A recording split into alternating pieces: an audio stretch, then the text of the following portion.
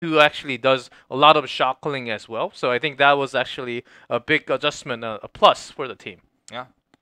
Well played at the end of the day by both teams. Miracle making the clutch calls with the Falstad. Mm-hmm. I don't know why we're not going into game 2. Couldn't tell you guys, but Tomb of the Spider Queen was banned by Supernova. It would be the go-to map for Miracle in most cases after a win like this. So Braxis and Spider was banned. yeah, they chose Sky Temple, so that leads me to believe we're probably going to see Cursed or Towers of Doom. But Supernova, I heard rumors that they're trying to have some crazy things, like crazy maps, crazy picks, and all the viewers. I was in actually no chat stream, and he was saying, "Are you trying to hint us that you're gonna pick Nova and something like that?" And he's just joking around. Nova is broken. Nova's broken, and we're gonna choose Earl all the time. But that's not gonna happen after you drop a map like this. I mean, they haven't picked anything really weird yet. The Zarya was the weirdest thing, but it's not that weird given it's no chat, and it made sense for the composition that they were running, where they were trying to protect the Phoenix. It was Infernal Shrines. I mean, this draft, Malfurion, Phoenix, Hanzo, Sonya, Diablo, like, the Diablo was a little bit weird, but for what they were trying to do to Judy in the early game, which worked out really well, I liked it. And Salvo plus Lightning Breath was what I thought would be the case, but we ended up seeing the Planet Cracker instead. It's actually Dragonshire. Very rare pick for Miracle. But they're saying, you know what? Macro's the way, and in that first game it was. And I think macro is the key point in the series after watching game 1. The Miracles, they want to contest all the global heroes. And let's see if Supernova actually gives that up, because they will have first pick. It may just be like they ban one of the globals and they grab on themselves. It could be. From the beginning, and then they have first pick, so you know, they picked Malfurion over the Dahaka, which I thought was a little bit surprising previously, because Kirisaku's been able to control the solo lane in terms of the 1v1, and if you're able to even get a not terrible matchup with Dahaka and do okay up there, especially on this battleground, then the global effect you're going to have is huge. But this team knows how to coordinate global rotations, which Miracle, I feel like, is actually pretty poor at. That's why they decided to split push instead of looking for those flanking tongue grabs like you were talking about. So I think prioritizing the Dahaka here is not actually incorrect, even though it's a little bit rare to see. Just because a hero is higher tier than Dahaka doesn't mean that your team needs to pick that hero over the Dahaka, given your playstyle. And staying with the Genji ban, happened once again since game 1. Same bans, same response from Miracle, Tracer ban, and last time was Malfurion. They're just gonna take the Dahaka again. This time, let's see if Supernova gets the Blaze though. Because that was one of the other things that was missing, right? The Blaze got banned because they picked the DPS. Phoenix Hanzo. Yeah, they picked the DPS over the Blaze. Do you really want to bring your Dahaka once again on I this think map? yes. Given how Supernova played, you know, this battleground on Friday. Okay, not going to be the case though. Giving it over. Away from them. I think Miracle's moving away from global presence and just having a good rotation with the roaming comp. And just controlling. They were giving that to Haka up. They knew that was coming very soon. And this Johanna just leads me to believe that Miracle's maybe just thinking of Maiev, and that's going to be banned for themselves. So they're planning on something else now. Well, Falstad is still a possibility for Miracle, but I think this will probably just end up being like a Karazim ban. It's not absolutely necessary, given it's Johanna, and not a hero that has escapes. They're targeting Judy. Again, this has clearly been the... I mean, every team has targeted Judy all through 2018 when facing this team. Whether it's in the draft or it's in the play. In this game, I think it's going to be both. Yeah. But yeah. We'll see. There's still... Do you really want to bring in a mage against the Haka and Johanna? I think it's going to be a tough time. Jaina, of course, game 1. Even though Jaina wasn't doing too much damage because they were not really having big team fights all the time. Remember, the power of Hanzo as an offlaner as well in this battleground is quite huge. so Dahaka will always have to keep that in mind if the level 10 goes unfavorably. But it's a tough call now. Like, Karazim as well is open, and he's the next in line support you want. With the Anubarak here, I don't think we'll see the Karazim. It'll probably more likely be the Uther. But the thing about the ban on the Muradin was talking about is you give the false stat again, so it weakens your Dahaka. We've already seen Sniper have the ability to split push. This is not a map where you can split push like that. It does not work. You will get caught, you will die in the top lane if you try to do what Sniper did last game. There's a bridge there, it's much more difficult to escape. The Zeratul pick is to counter the false stat, so they left it open intentionally. The Zeratul makes the Karazim more appealing because you can help chase him down. It's really tough to say, man. Like, remember, Stukov is disabled, so he's not available. What do you feel here? Like, it's a really tough call. If it was double support, it was going to be Tassadar, which reveals a lot of the map. Also Zeratul, who's in stealth all the time, but not the double support, so you would have to be just... Wow, they go Rhaegar. Or wave clear and cap control. I was also following Karazim a little bit more because they already had the bunker as a safety tool. If you lack in healing amount, but you do have the bunker as an escape. But you do need the finishing blow. Hanzo Falstad, they can do some damage, but they can't really go in to get a finishing kill. So Karazim just dashing in, grabbing kill, dashing out. That seemed to just connect all the dots together, but it is going to be a Rhaegar instead. Rhaegar can actually work as a similar role. Turn into Wolf and just go fight the opponent and get the kill. Yeah, I mean, he does do a lot of extra damage. No one builds him that way to do the extra damage there at like 16, but... I mean, you have a little bit of a lunge range for the Zeratul if you're trying to help finish him off when he goes low. But with the buff with Rhaegar coming soon, not in this patch right now, I think we expect to see a lot more Rhaegar. His ancestral amount actually goes down, but the healing amount is actually a lot better, so his early game is so strong. Franco gets to be on a more comfortable hero with the Hanzo as well, not the mage he was on last game. So, let's see how that pans out. Rhaegar has always been a pretty safe pick for Blue Beetle as well. I'm not too disappointed with this lineup. It also makes it easier to disengage from, because Rhaegar has a very simple level 7 cleanse, whereas Karazim does not get his healing touch until 16. You have the ability to help shut down, you know, the Johanna Dahaka plays. Notice the positioning actually of Phoenix. It's actually hiding down in the bot lane. It's kind of interesting. That's what I do when I go to the restroom. Making sure I'm in lane, so I'm not reported, but making sure I don't die. But buys enough time for me to go pee and come back. Yeah. Well, doesn't end up gaining anything from this positional quirk. But I suppose if someone decided to try to be greedy on the tower, he could have maybe staved that off. So we reach 1 minute, the camps have spawned. It's a quick rotation to Knights here for Supernova, which has become a lot more common recently.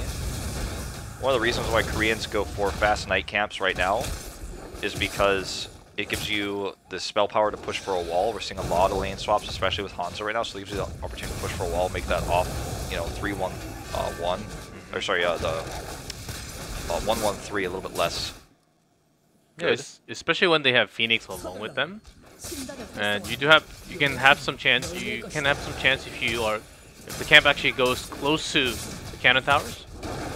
Pop the Q, make sure it does all the damage to the cannons and the wall together. And Phoenix can provide some bursty. Ooh, is he going to get it? He almost does. Like, Judy was super late on that. Oh my god. They're gonna get a winning trade here. Super winning trade. Kurosaka walks out casually, so here's the lane swap I was talking about. So this limits the impact that the triple top lane has here. While Dahaka is just kind of sitting and squatting, clearing, moving away. And now they're actually going to use this And moment to grab this neutral camp. I like this a lot. Scouted, but they can't do anything about it. Yep, doing the camp, and Blaze gets to control the top.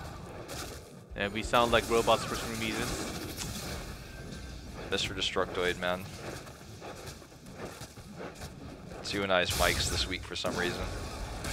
But the rotation over here obviously deals with this well. Zeratul clears up mid.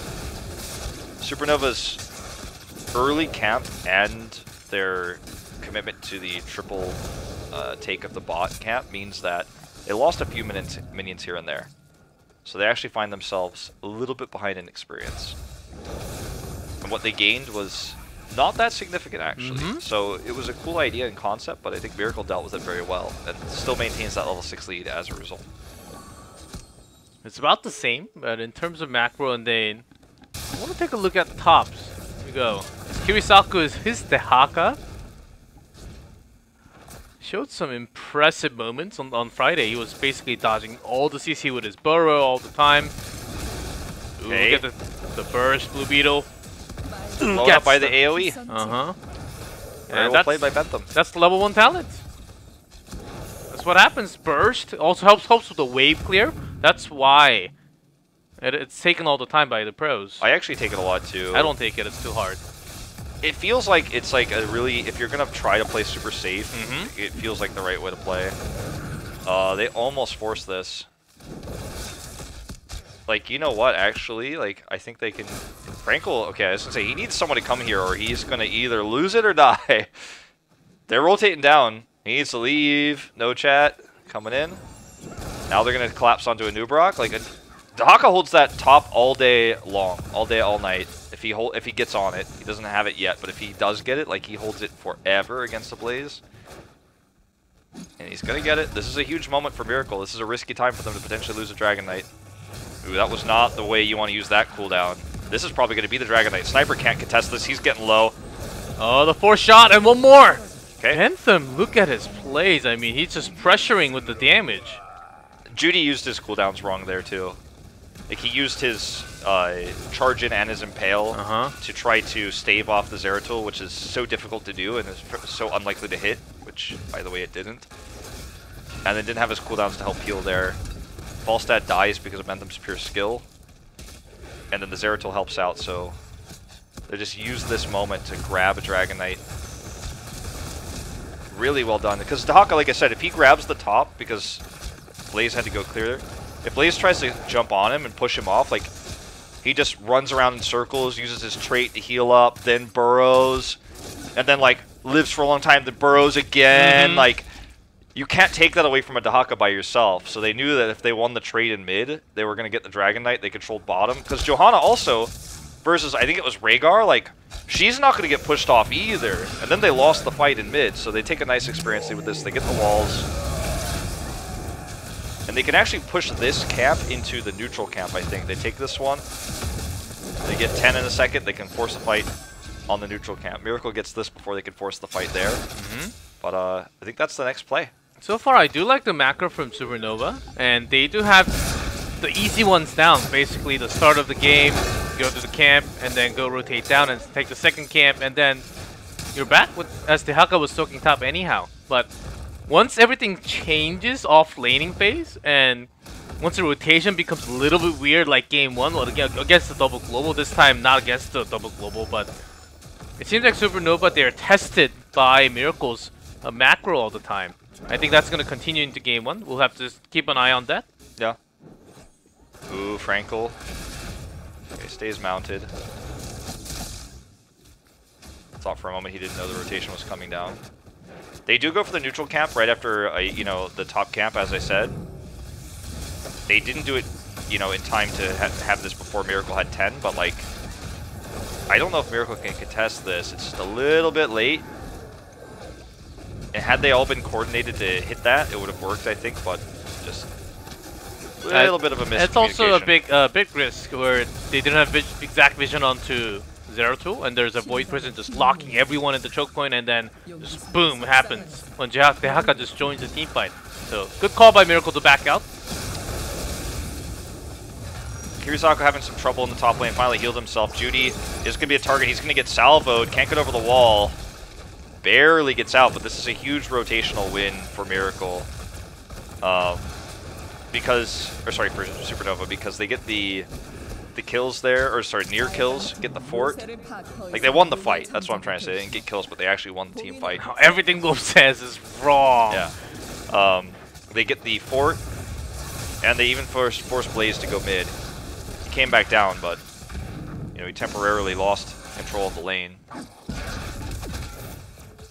It was good. Maybe even better if they could have got some kills. They had a little late call on his roster talker. Maybe it was on cooldown. I couldn't really check at that moment. He was super pressured top. Like, he was behind the fort, so it's tough to leave right away in that moment. Oh, Nitrogen decides to fight, gets grabbed twice, has to use the bunker. They're going to try to turn this, actually, with the cocoon, and even they the false very that well. flies in. Good void to buy time. That's good for Miracle, actually, because it got Sniper in here. It's going to be a really close fight here. The Condemn is really good. Unfortunately, Judy gets blocked out by Kirisako. The fight is won for Supernova.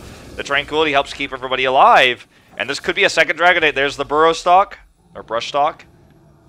Blue Beetle cannot deny. So 2 Dragonites back to back. And suddenly, it's the global heroes that are really controlling this series. Very well played by Supernova. That Void bought so much time for everyone to arrive there after the Cocoon came down. Yeah, it gave time for Sniper to get up as well, but the better positioning there for Habian, right? Like, he got the huge Condemn, which really disrupted everything Miracle was trying to set up after the Void. It was a really nice combo. And they're going for a keep wall here. Phantom just poking away.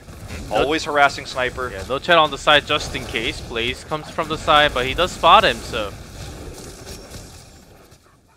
That's all they wanted from this. Not really even risking too much. They are making the right move all the time. Keep seems a little risky at the time, only 9 minutes in. Yeah. This Dragonite is not too strong. Very similar to how Miracle played Game 1. You know, you have the opportunity to look for potentially more, but why risk it when you've already got this nice advantage?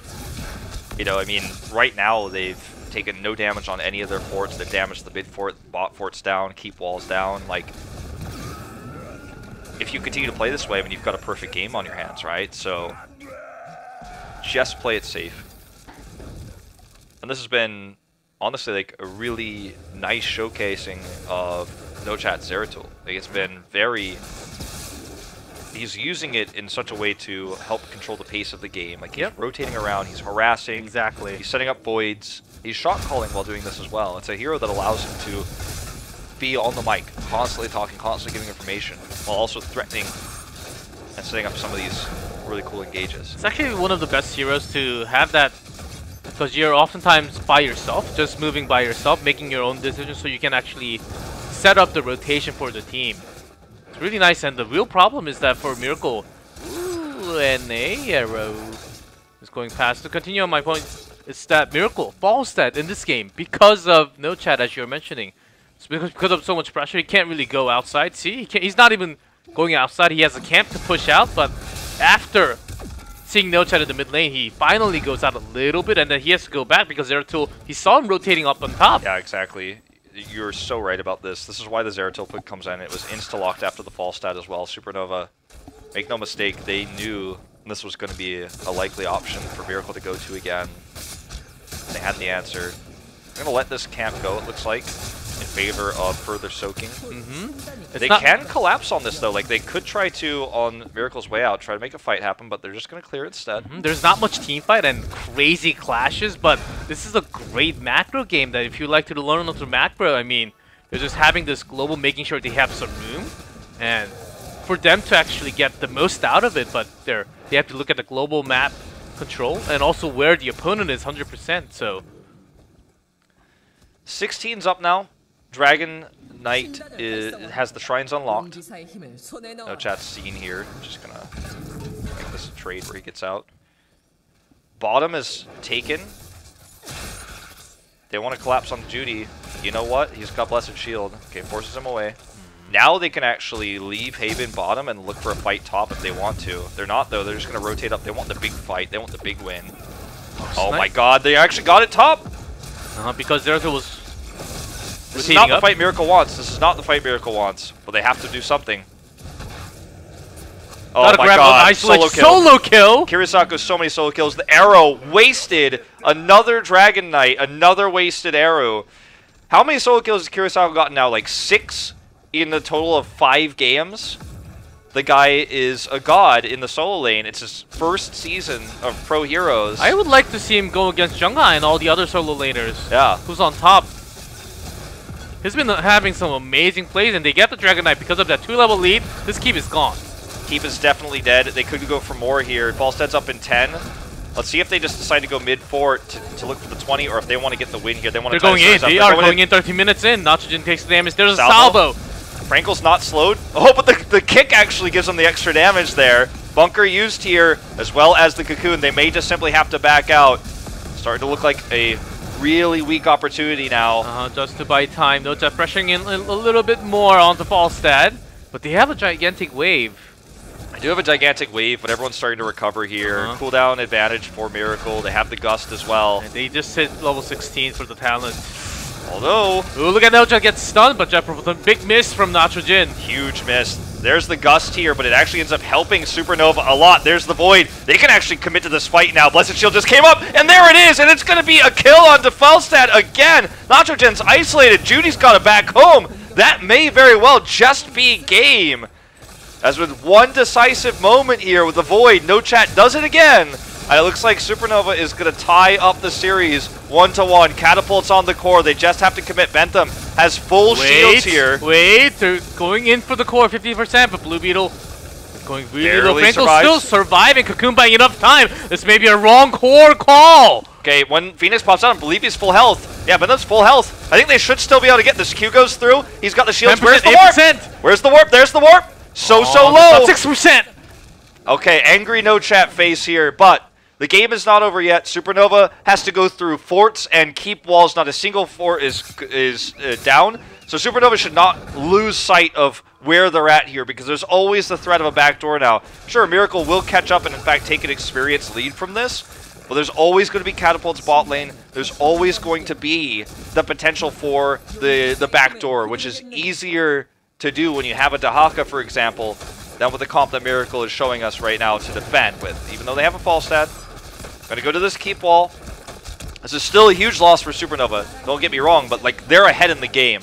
They just lost their lead and experience. And I guess the flow of the game, like this could be called a turning point, potentially. If Miracle wins this game, this will be the moment they said they won't. Miracle actually come back? They will have Epic Mount for sure to come back into the game. Now Sniper will be just going all the way up and down. Did he get the Dragon Knight as well? Yeah. Oh, man. I guess Habian just couldn't get there to shield glare. He was blocked out, so I saw him use Condemn on the way out, so... Dragon Knight, they're going to use it to get 20. It looks like they're going to go fort first. 15, 40. I mean, this is absolutely a possible chance for Miracle now to win the game. Oh, yes, Wolf. We're back in game. Supernova, they have 6%, but the shield, maximum shield, takes a lot of time, so they're going for the solo kill. Sniper does survive. This ends up being a bad trade for Supernova. They need to get onto the Dragon Knight. Region Master just finished for Judy. ASAP, and this is a... If anybody dies, Miracle wins the game. Judy's looking for the pick here. Really nice root placement. Nice block from Alex, getting the Cocoon off. Okay, that was really well done. Okay, here comes the salvo. Bunker gonna deny it. Bunker will go down. I'm in the bunker. This is a huge moment. Kirisaku at the back, same with No Chat. They could flank around here. No Chat looking for that flank. Spotted by Nitrogen. Very well played. Didn't get the decloak, but he knows he's there. They've been buying some time. If they can keep this keep alive, this game is basically theirs, but they have to do it against 20. They have to do it against this Dragon Knight. They're 20. Supernova not even close to it, and Zeratul is actually putting there, so they know. The 45 right here is not possible for Supernova. Supernova decides to back off. And they get the bottom keep, which was the most important one, because it just cancels all the catapult pressure. So when the dust settles, with Zeratul grabbing this top cannon tower and that wave, we're going to have 20 versus 20. Even keeps. And advantage Supernova in terms of core health. However, you mentioned it earlier, very important. Epic Mount makes a huge difference. The Epic Mount alone is almost enough for me to say, I think Miracle is now ahead in this game. Because Supernova doesn't have the tools to Backdoor. Oh, arrow comes through. They're looking for the fight on this. Huge stun. Judy makes the play here. The burrow comes down, but that's the play they needed. Then maybe GG Mafia is still in that cocoon. They're just backing off. Okay, oh man, he's Supernova. gonna die. He's gonna ice block to buy time. But I mean, he's just delaying his death timer at this point. He's not buying time for anything. The push continues. The 4 Siege Giants and the Night Camp are pushing. Supernova needs a miracle. Can they really do it? Iron Skin not really just buying time for the teammates to combat, but he may cost his life. Okay, he has Indestructible, so he survives here. Big silence onto Judy. Kirisaku pops his trait here. They just have to buy time. They're trying to buy time desperately. The Void's up in 25, but I don't know if they're going to last that long. The Gust to push them away. The Core's under attack. We've seen 1 Core attempt fail tonight. Will we see 2? Huge 5-man blind. Buys a lot of time. The Bunker, though, is helping to burn it down. Betham trying to get on the Sniper. He can't do it. Ancestral keeps Franco alive. I think this is it. Farset on the Core, and the Core's going down to 7%, 1%. That's game. Miracle takes game number 2 once again. Against Supernova, they were close 6%, but not close enough. When you have a tough loss, like what we saw in game number 1 for Supernova, and you lose the second game like this, you know, the last thing No Chat wants is to sign a clipboard that says you know that you lost the game. I actually talk about the clipboard a lot on my broadcast because when you're a professional player who's played the game for many years, like Nitrogen, for example, you see on screen, versus someone who's new, you know, it's No Chat, right? He's still newer than most of the players in this series, but like, when you came off a 3-0 win that you didn't expect to take, you lost game 1 in dominant fashion. Game 2, you bring it back, you fail the core call, you got your hands on your head. The last thing you want is that ref with the clipboard who makes you sign that you lost the game. That happens in professional esports and here in Korea. You always have to sign the clipboard that says, I lost the game, and there were no bugs, etc., and I accept the defeat. It's the last thing you want, but a team that went 3-0 now has their biggest test with Miracle.